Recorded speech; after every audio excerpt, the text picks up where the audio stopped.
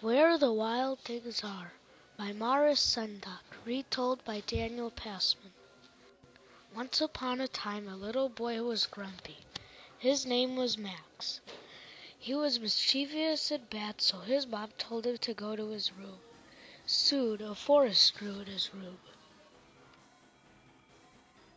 Max found a boat in the forest and traveled to a place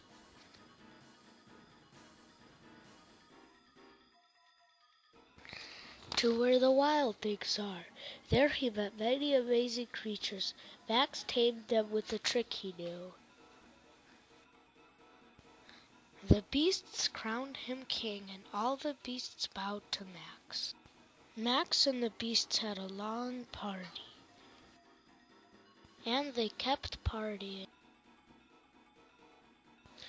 day and night,